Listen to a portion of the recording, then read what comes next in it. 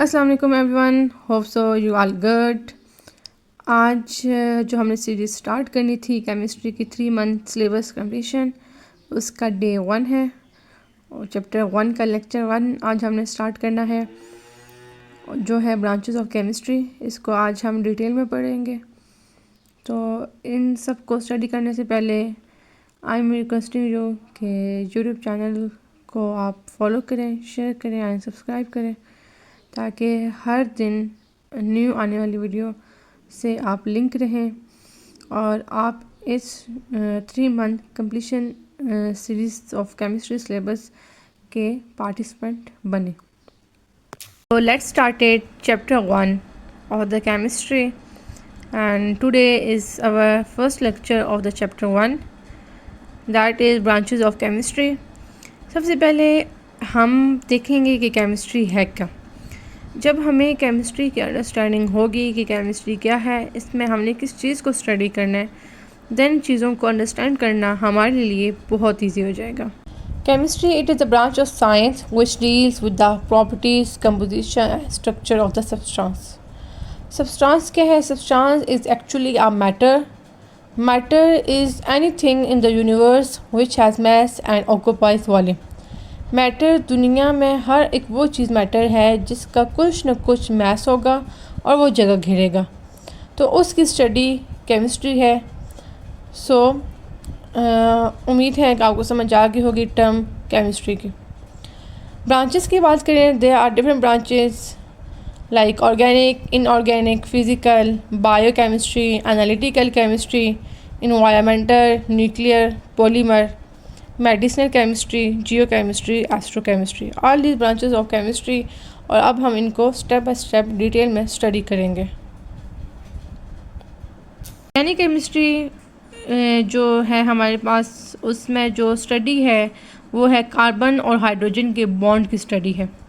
ऐसे कंपाउंड जिनमें कार्बन और हाइड्रोजन बॉन्ड है वो ऑर्गेनिक कंपाउंड्स हैं। ऑर्गेनिक कंपाउंड्स की स्टडी ऑर्गेनिक केमिस्ट्री है। ऑर्गेनिक केमिस्ट्री के जो एग्जांपल्स हैं वो हैं food, clothing, fuels, medicines, plastics and detergents. मतलब जो कुछ हम खाते हैं, पहनते हैं, दवाइयाँ और ऑल दैट, इवन के डिटर्जेंट्स जिनसे हम कपड़े धो रहे होते हैं, वो सब किसकी वजह से है? वो ऑर्गेनिक केमिस्ट्री की वजह से, क्योंकि इन सब में क्या है? ऑर्गेनिक कंपाउंड्स हैं। इनऑर्गेनिक केमिस्ट्री में कार्बन हाइड्रोजन बॉन्ड नहीं होता। ऐसे कंपाउंड्स जिनमें कार्बन और हाइड्रोजन बॉन्ड होगा वो ऑर्गेनिक कंपाउंड्स होंगे और उनकी स्टडी ऑर्गेनिक केमिस्ट्री। और जिनमें कार्बन हाइड्रोजन बॉन्ड नहीं है वो सारे के सारे इनऑर्गेनिक कंपाउंड्स होंगे और उनकी स्टडी इनऑर्गेनिक केमिस्ट्री होगी।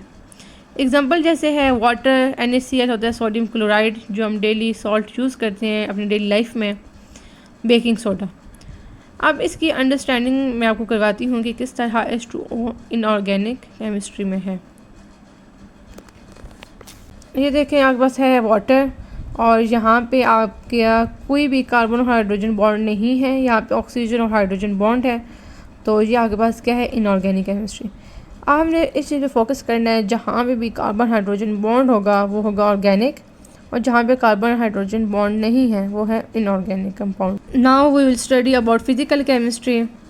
फ़िज़िकल केमिस्ट्री आपने इस तरह से याद करना है कि जब फिज़िक्स के लॉज या फिज़िक्स की जब थ्योरीज होती हैं उसको हम केमिकल सिस्टम में अप्लाई करें या इम्प्लीमेंट करें। जब हम फिज़िक्स के कॉन्सेप्ट को अपने केमिकल सिस्टम में यूज़ करेंगे तो वो स्टडी क्या होगी? Physical chemistry. Cooking and baking is one of the most used our daily life example.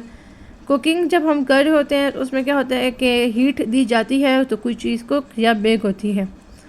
आपको पता है कि हीट किस तरह से ट्रांसफ़र होती है from hot to cold place. उसको जब हम अपने केमिकल सिस्टम में स्टडी करेंगे या केमिकल सिस्टम में यूज़ करेंगे तो वो क्या होगी? हमारी फ़िज़िकल केमिस्ट्री। तो फ़िज़िकल केमिस्ट्री क्या है? जब हम फिज़िक्स के कॉन्सेप्ट्स या उसकी थ्योरीज़ को अब केमिकल सिस्टम में अप्लाई करें, वो है फ़िज़िकल केमिस्ट्री। केमिस्ट्री में क्या है? बायोकेमिस्ट्री में बायो मीन लाइफ। हमने क्या करना है? हमने केमिस्ट्री को जब हम लिविंग ऑर्गेनिजम्स के अंदर जो केमिकल रिएक्शंस हो रहे हैं उनको जब हम स्टडी करते हैं तो वो क्या है? बायोकेमिस्ट्री। जैसे अब हम ह्यूमंस हैं, हम क्या करते हैं, प्रोटीन्स तो लेते हैं अपनी डेली लाइफ में, प्रोटीन्स भी लेते हैं, कार्बोहाइड्रेट्स और लिपिड्स भी। जब हम ये स्टडी करेंगे कि किस तरह से कौन सा रिएक्शन हो रहा है, किस मैकेनिज्म के थ्रू हमारे प्रोटीन्स, कार्बोहाइड्रेट्स और lipid from complex to simpler substances में कन्वर्ट हो रहे हैं, वो क्या हो जाएगी, हमारी बायोकेमिस्ट्री। इट्स मीन्स कि जो केमिकल रिएक्शंस लिविंग ऑर्गेनिजम्स के अंदर हो रहे हैं उनकी study biochemistry. Analytical chemistry, it is branch of chemistry which involves separation and identification of the components। अच्छा, इसकी एग्जांपल मैं आपको इस तरह से देती हूँ कि आपको एक मिक्सचर दे दिया जाए जिसमें शुगर भी हो और साल्ट भी हो, तो पहले आप आइडेंटिफाई करेंगे कि इस मिक्सचर में कौन कौन से कंपोनेंट्स हैं, और फिर आप आइडेंटिफाई करेंगे कि how much they are present in mixture. तो पहले आपने क्या आइडेंटिफाई किया था कि कौन कौन से कंपोनेंट्स मिक्सचर के अंदर हैं, तो ये कौन सा एनालिसिस हो जाएगा, क्वालिटेटिव। सेकेंडली आपने क्या देखा कि ये कितनी क्वांटिटी में मौजूद है, तो ये क्वांटिटेटिव एनालिसिस हो जाएगा। तो ये है एनालिटिकल केमिस्ट्री। इसकी एग्जांपल्स आती हैं food safety, environmental monitoring and medical diagnostic. Food safety में इसकी एग्जांपल इस तरह से है जैसे कि अब फूड जब प्रिपेयर की जाती है तो उसमें एनालिसिस किया जाता है कि किस सब्सटेंस की या किस कंपोनेंट की कंसंट्रेशन आपने मिक्सचर के अंदर कितनी रखनी है। तो वो इस तरह से जो कंसंट्रेशन को आइडेंटिफाई किया जाता है कि इतनी कंसंट्रेशन आपने मिक्सचर के अंदर रखनी है, वो आपके पास क्या है, एनालिटिकल केमिस्ट्री। एनवायरमेंटल केमिस्ट्री, इसमें हम स्टडी करते हैं जो भी केमिकल एंड बायोकेमिकल प्रोसेसेस जो हमारे नेचुरल इन्वायरमेंट में हो रहे होते हैं। अब जैसा कि आपने देखा होगा स्मोक फॉर्मेशन में हम देखेंगे लाइक स्मोक है वो किस तरह से प्रोड्यूस होती है। स्मोक इस तरह से प्रोड्यूस होती है कि जब आपका एक्सेसिव बर्न होता है फॉसिल फ्यूल्स का and excessive use of vehicles, तो स्मोक आपके इन्वायरमेंट में कलेक्ट होता है या आपके इन्वायरमेंट को वो पोल्यूट कर रहा होता है। Excessive use of fossil fuels and excessive use of vehicles, उसका जो स्मोक होता है आपके इन्वायरमेंट को कर रहा होता है, डिस्टर्ब कर रहा होता है एंड पोल्यूट कर रहा होता है। वो स्मोक जब फॉग के साथ कंबाइन होगा तो किसकी फॉर्मेशन होगी, स्मोक की फॉर्मेशन होगी।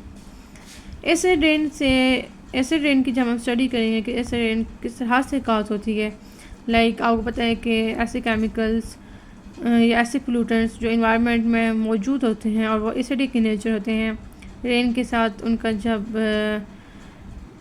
होती है कोलैबोरेशन होती है या वो कंबाइन होते हैं तो एज अ रिजल्ट जो हमारे रेन होती है वो एसिडिक रेन होती है। न्यूक्लियर केमिस्ट्री को एक्सप्लेन करने से पहले आपको मैं रिमाइंड करवा दूँ स्ट्रक्चर ऑफ एटम। एटम का स्ट्रक्चर जो होता है उसमें दो चीज़ें होती हैं, सेंटर में न्यूक्लियस होता है और उसके गिर्द इलेक्ट्रॉन्स रिवॉल्व कर होते हैं।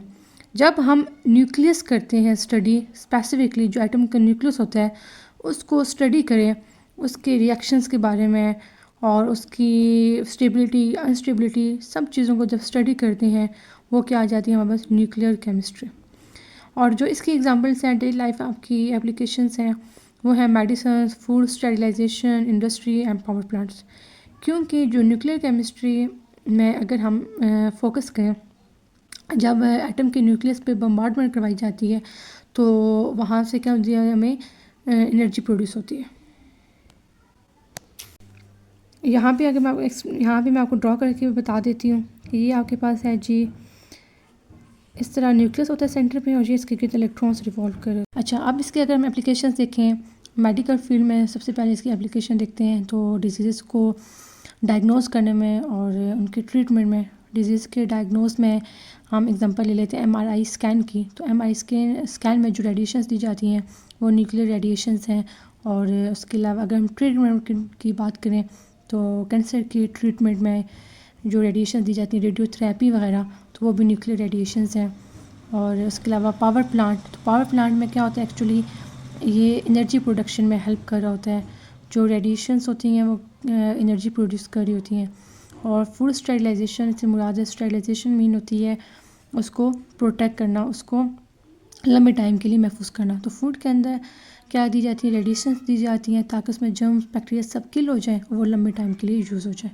तो ये थी इसके डेली लाइफ एग्जांपल्स। नेक्स्ट है पॉलीमर केमिस्ट्री। पॉलीमर केमिस्ट्री में क्या होता है, पॉलीमर पॉलीमर का मतलब होता है मैक्रोमोलिक्यूल मीन लार्ज कंपाउंड्स। तो हम इसमें क्या करते हैं कि जो पॉलीमर का स्ट्रक्चर, उसकी सिंथेसिस और प्रॉपर्टीज़ को स्टडी करते हैं, या कोई भी मैक्रोमोलिक्यूल को, ठीक है। पॉलीमर भी एक मैक्रोमोलिक्यूल है, इसके अलावा भी जो मैक्रोमोलिक्यूल्स हैं उनकी हम स्टडी करते हैं।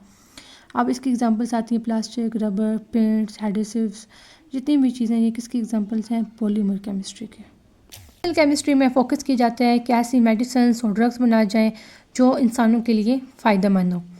इसकी एग्जांपल्स आ जाती हैं एंटीबायोटिक्स मीन बैक्टीरिया को किल करने के लिए, एलर्जी मेडिकेशन एलर्जी को ट्रीट करने के लिए, और पेन रिलीवर पेन वगैरह को कम करने के लिए। जी में हम स्टडी करेंगे अबाउट अर्थ की कंपोजिशन एंड इसके रिसोर्सेज के बारे में। जियो का मीन होता है अर्थ।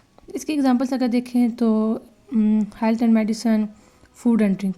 फूड एंड ड्रिंक में किस तरह यूज़ होगा कि आप देखें कि बेस्ट फूड प्रोवाइड करने के लिए सॉइल फर्टिलिटी को चेक किया जाएगा और वाटर क्वालिटी को चेक किया जाएगा कि जो पानी प्रोवाइड किया जा रहा है वो अच्छी क्वालिटी का है कि नहीं है।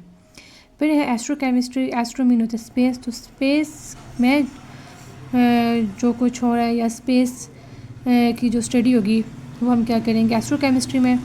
और उसके अलावा स्टडी किया जाता है interaction of molecules with radiation, ठीक है। और इसमें हम इसकी एग्जांपल्स में देखें तो लाइफ किस तरह ओरिजिन हुई है, और उसके अलावा सोलर सिस्टम की अंडरस्टैंडिंग और किस तरह से टेक्नोलॉजी जो है वो एडवांस हो रही है। ये था हमारा